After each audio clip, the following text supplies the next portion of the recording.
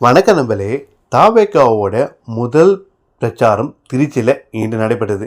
இந்த பிரச்சாரத்துக்காக இந்தியாவில் மோஸ்ட்லி எல்லா சேட்டலைட் சேனலும் மீடியாவும் கலந்துக்கிச்சு.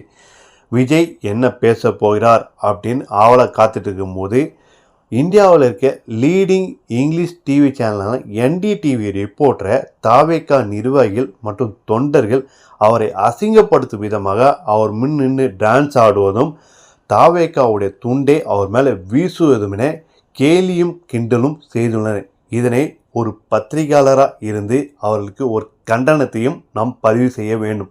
ஏன்னா இவர்கள் 2026 தேர்தலில் வெற்றி பெற்று வந்தால் பத்திரிகையாளர்கள் சுதந்திரம் கிடைக்குமா என்றது ஒரு கேள்விக்குறியாக அமைந்துள்ளது இந்த சம்பவம்.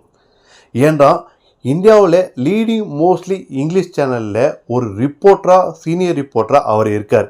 அவருக்கே இந்த நிலைமையாக இருக்கும்போது தமிழ்நாட்டில் இருக்கிற பத்திரிகையாளர் மற்றும் கேமராமேனுக்கு நிலைமை என்ன ஆகுன்றது ஒரு கேள்வி இப்போது எழுந்துள்ளது.